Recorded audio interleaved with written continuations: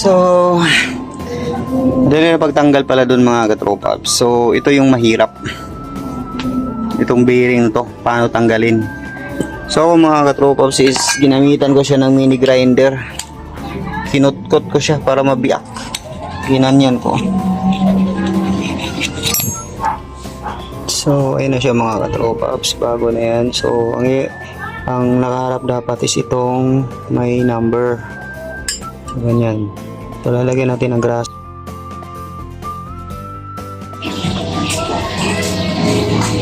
Yo, what's up mga katropaps, no? So, meron tayong gagawin ngayon sa Rossi RFI. Magpapalit tayo ng stick bearing.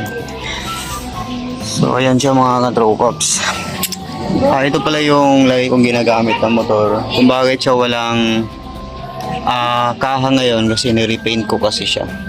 So, ngayon itong mga katropaps. Ito, wala akong ibang idea. So, sariling idea ko to. So, ang ginawa ko is nilagyan ko ng jack sa gitna mismo ng chassis. Yun. Tapos, bago ko siya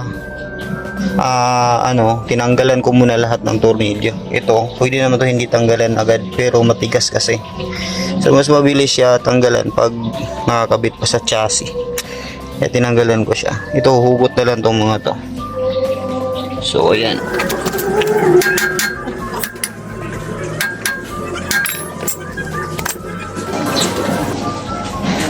So ito mga katropaws, kailangan nyo itong luwagan kasi ito kasi sa isa support kasi tatanggalin talaga itong rubber na to.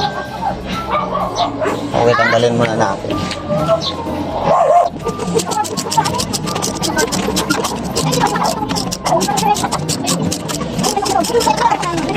So ito mga katropaws, I think kinain na ng kalawang sa ilalim kaya ayaw siya mahugot.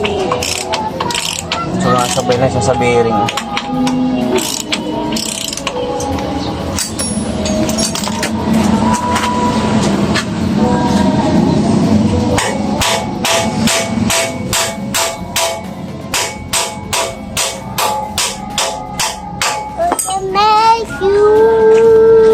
Yung sa akin, kinalawa nga siya mga paps. Buti kumabas na siya. May pailaw. Mamaya matumba.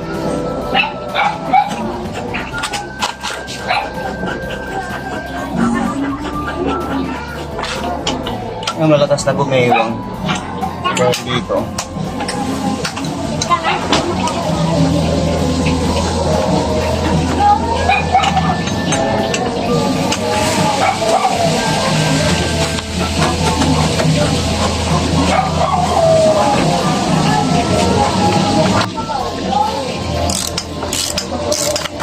Ito lang mahirap mga katropaps kung sakali na wala kayong sariling gamit. So ito kasi Crazy 14. Kung magagamit yun na mga dito, mga tawag nito, gamit is 14, 12, 13.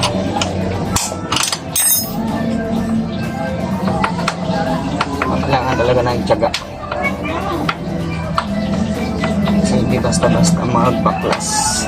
Sa ganito kaya ng isang tao lang. Gano'n.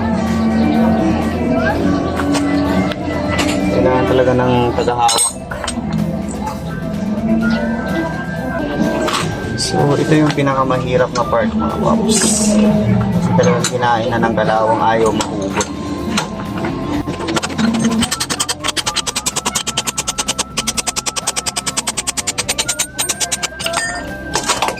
Yo! Grabe ang haba ng ihi na ko. Basang donut. Basing, basahan basing. Meron pa po.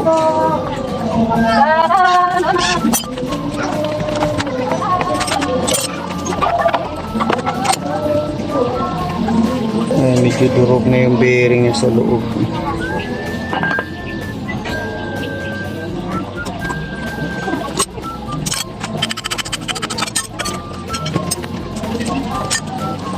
So, yun yung bearing niya mga katroper. So, kung nakikita nyo. against light lang. Actually, okay pa naman siya. Ayun o. Parang tuyong-tuyo lang. Ah. So, okay pa naman yung bearing niya mga katropaps. I think hindi ko alam kung papalitan ko na ba o gagrasahan ko lang kasi okay pa naman eh. Ang importante na check. So, pasensya na kayo sa lugar kasi medyo maingay-ingay.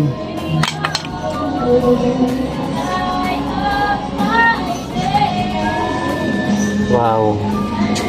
Daming singers dito. So, gagrasahan ko na lang siguro to mga katropaps.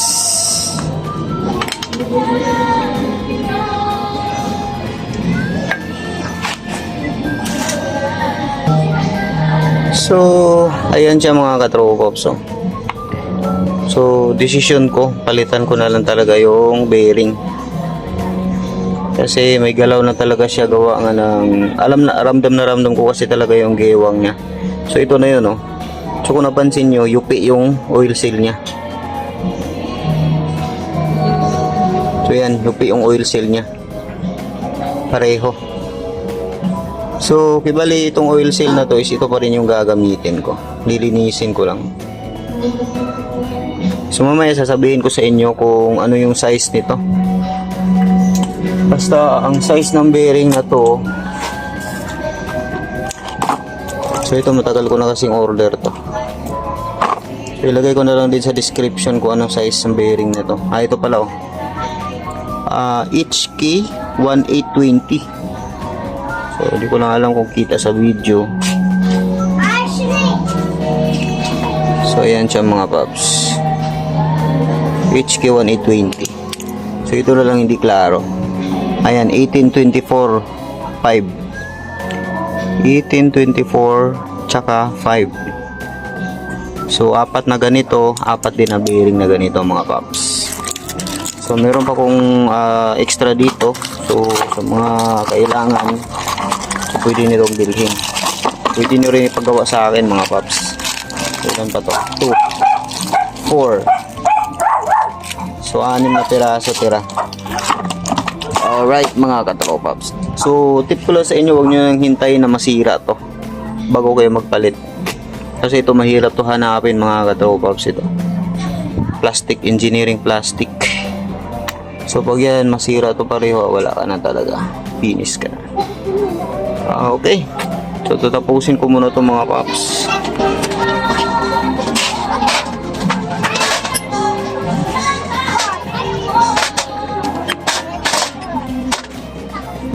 So, yan siya mga katropaps, ano? Nilinis ko muna gamit ang gasolina. So, ito lilihain ko to para mawala yung gas-gas. So, iliha mo ko dito is nasa 1,000 grit. Para hindi magkaroon ng gas-gas. Kasi siya, yan kasi yung yan, katulad nito oh. Meron na siyang bakas ng tawag nito ng bearing.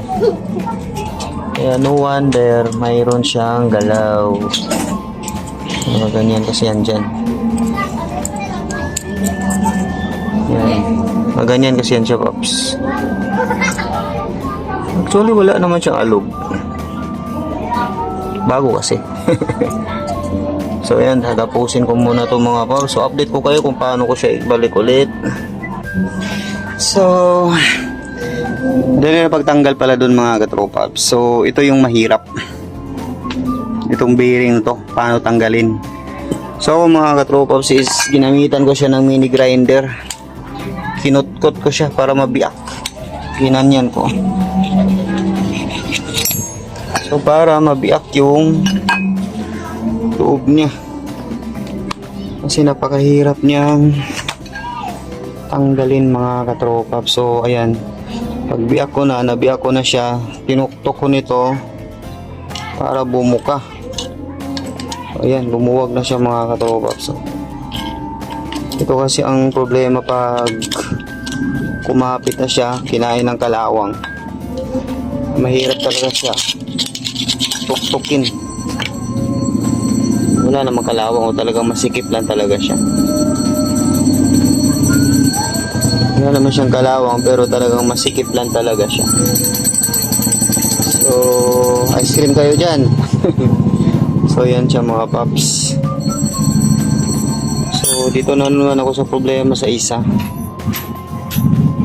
So, ganun ulit ang gagawin. Kukut-kutin. So, ito, since na open na to dito mga katropaps, kaya na to papasukin sa loob. So, susubukan natin, pukpukin, ipasok natin to sa loob, ganyan. Yun. Tapos tutuktukin natin sa loob.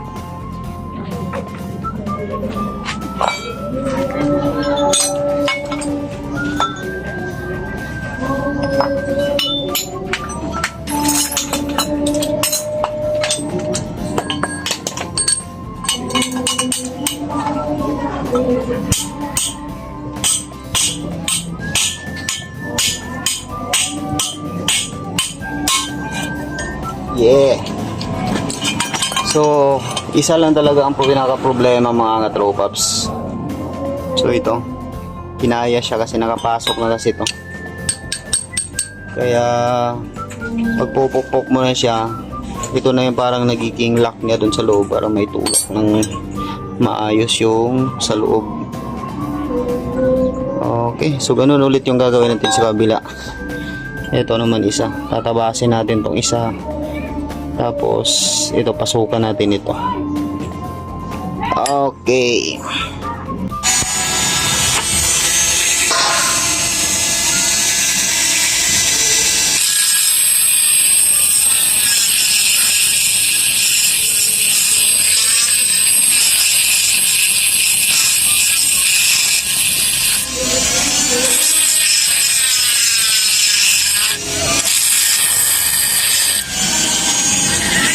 So, ito, diskarte ko lang itong mga katropas.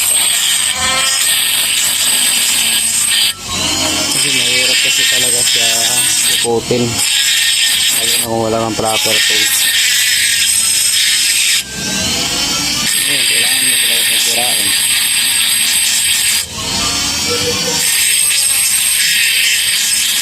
Anong nagluid ka?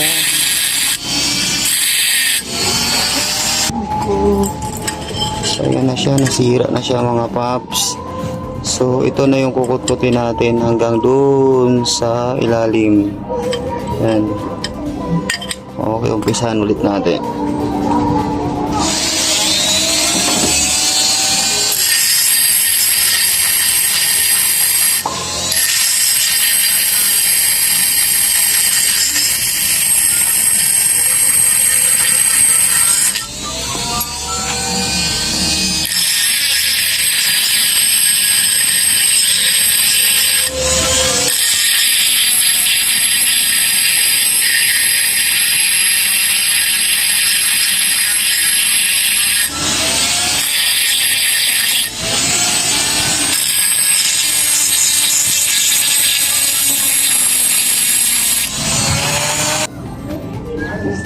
So, ayan na siya mga katropaps.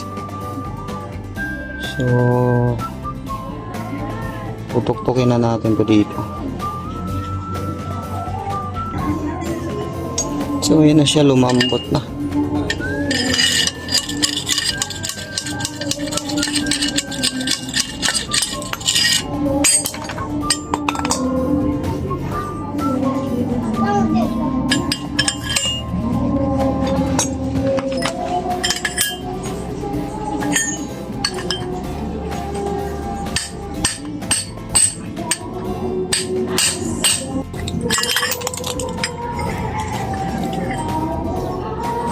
Alright, success na siya mga paps.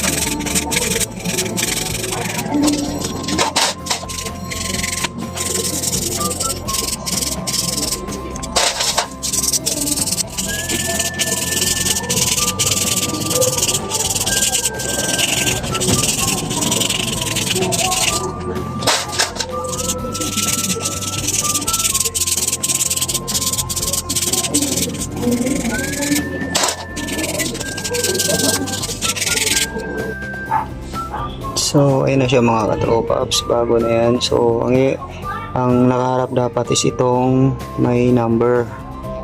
So, ganyan. So, lalagyan natin ng grasa konti para hindi naman agad kakalawangin. So, grasang konti. Kahit lang dito rin.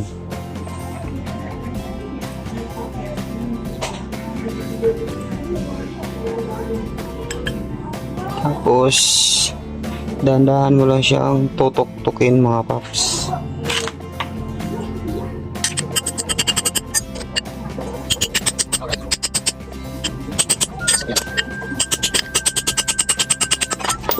So, ayan na siya paps, mga paps. Ayan, kabila din.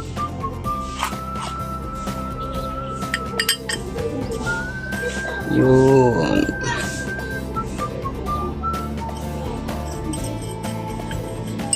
So, make sure natin na lalagyan nyo talaga ng grasa to. Para hindi agad-agad masira. Hindi agad-agad makalawangin. Pinapasok ng tubig.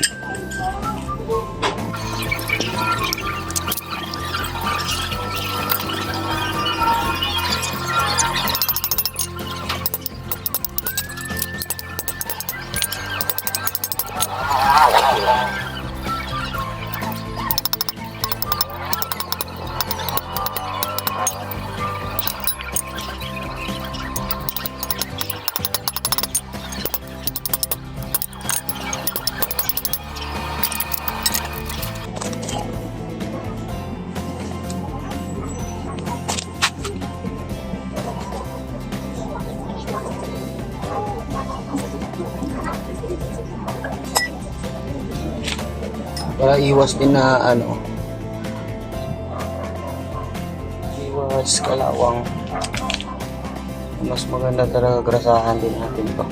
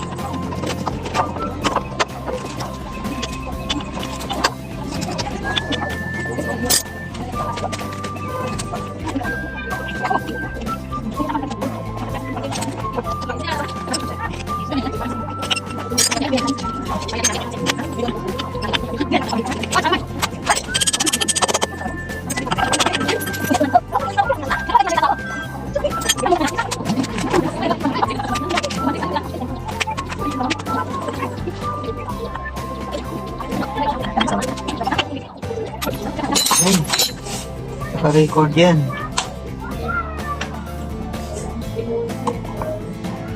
Bossing! Kuya Pops Pang! Mama! Whee!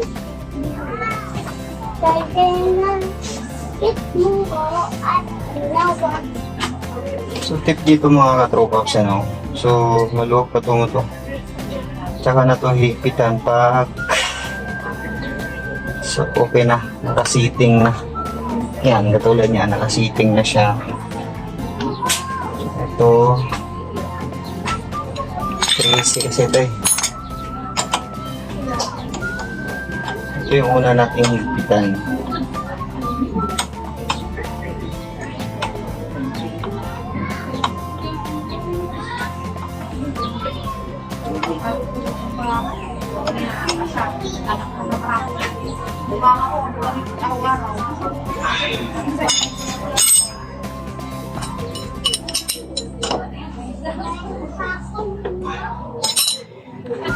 So check natin yung likod.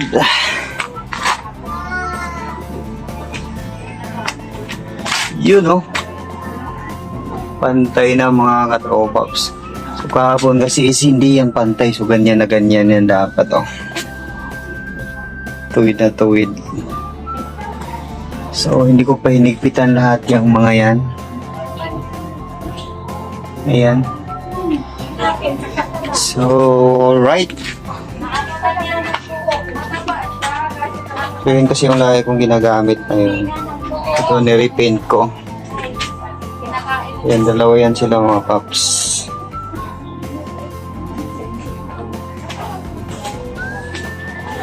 So dito lang talaga ako natagalan mga katropaps eh. Sa pagtanggal nitong bearing na to. So ang diskarte, so gayahin nyo na lang yung diskarte ko kung paano ko siya ginawa. So kung bago ka lang sa akin YouTube channel mga katropaps, huwag kalimutang mag-subscribe at papalo na rin sa aking Facebook page. Katropaps din ang pangalan. So ayun, hopefully meron kayong natutunan o nagkaroon kayo ng idea kung paano magpalit ng bearing dito sa engine support ng Rossi RFI 175. So ito ay talagang pinilit ko na lang talaga na gawin to, gawa nga ng umiilag na siya pag dumadaan siya sa lubak. So iwas disgrasya kasi delikado yun kasi biglang gumaganon siya eh. So ayun, hanggang dito lang mga paps. Peace, ride safe sa lahat.